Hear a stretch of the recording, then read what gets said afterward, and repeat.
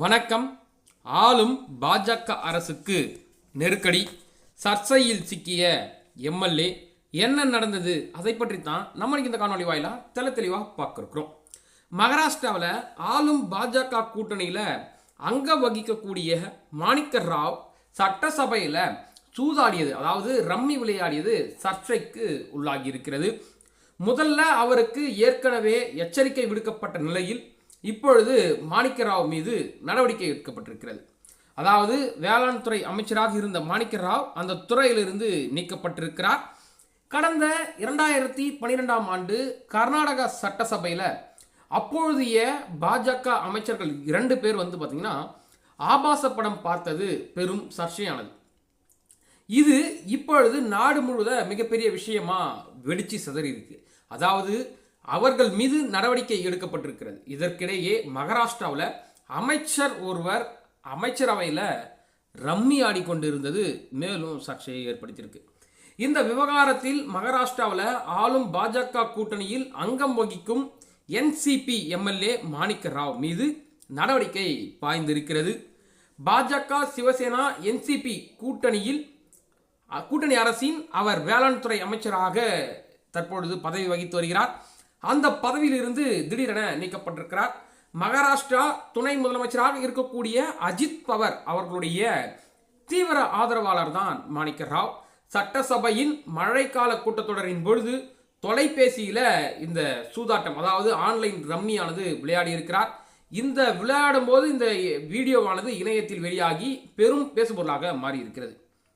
ஆனா சரத்பவார் என்சிபி தரப்பு எம்எல்ஏ ரோஹித் பவார் இது தொடர்பான வீடியோவை பகிர்ந்ததா சொல்றாங்க.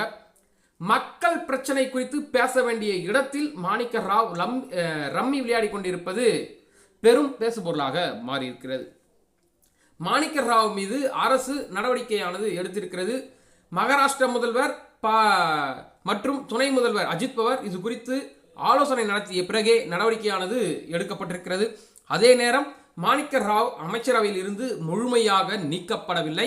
இது கண் துடைப்பு நாடகமாகவே பார்க்கப்படுகிறது. அதாவது விவசாயத்துறையில் இருந்த மாணிக்க ராவ் நீக்கப்பட்டு அவருக்கு பார்த்தீங்கன்னா விளையாட்டுத்துறை ஆனது வழங்கப்பட்டிருக்கிறது. விளையாட்டுத்துறை அமைச்சராக இருந்த தாத்தராயே பார்த்தீங்கன்னா புதிய வேளாண் அமைச்சராக நியமிக்கப்படும். அதாவது துறை மட்டும் தான் மாற்றியிருக்கிறாங்க. இதற்கு எதற்கு நீக்கப்பட்டார் அப்படின்றது சொல்றாங்கன்னு தெரியல. அதே நேரம் தன் மீது குற்றச்சாட்டுக்களை மாணிக்க ராவ் பார்த்தீங்கன்னா திட்டவட்டமாக மறுத்திருக்கிறார். மறுத்தது மட்டும் இல்லாமல் செல்போனில் திடீர்னு நோட்டிஃபிகேஷன் வந்துச்சு, அதை நான் நீக்க முயன்றதை தான் பார்த்தேன்.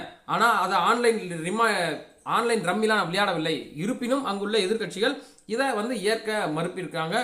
இந்த வீடியோ வெளியாகி சில நாட்கள் ஆகும் நிலையில் இப்பொழுதுதான் அவர் மீதான நடவடிக்கையானது எடுக்கப்பட்டிருக்கிறது.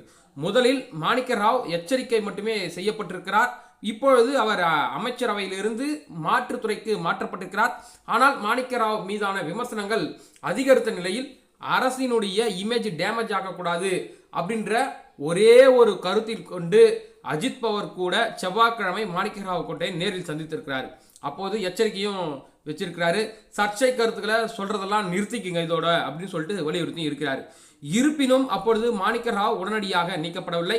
முதலமைச்சர் கடுமையான நடவடிக்கை எடுக்க அஜித் பவருக்கு பரிந்துரைத்த பிறகே மாணிக்க ராவ் வேளாண் துறையிலிருந்து நீக்கப்பட்டிருக்கிறார். கடந்த 8 மாதங்களாக மாணிக்க ராவ் வேளாண் துறை அமைச்சராக இருந்து வந்த நிலையில் மாணிக்க ராவ் சர்ச்சையில் சிக்குவது இது முதல் முறை அல்ல. விவசாயிகளை பிச்சைக்காரர்களுடன் ஒப்பிட்டு பேசியது மிக பெரும் பேசுபொருளாக மாறியது. அதே போல பெண்களுக்கு மாதந்தோறும் வழங்கப்படும் உதவித்தொகை வேளாண் உட்பட பல துறைகளை பாதிக்கிறதாகவும் குற்றச்சாட்டுகளை முன்வைத்திருந்தார். தற்பொழுது ரம்மி விளையாடி சர்ச்சையில் சிக்கியிருக்கிறாரு. இது மகாராஷ்டிராவில் ஆளும் பாஜகவிற்கு மிகப்பெரிய நெருக்கடியை ஏற்படுத்தியிருக்கு அப்படின்னே சொல்லலாம். பார்க்கலாம் மாணிக்க ராவ் மீது வேறு என்ன நடவடிக்கைகளை அரசு எடுக்கப்பட போகிறது என்பதை. நன்றி, வணக்கம்.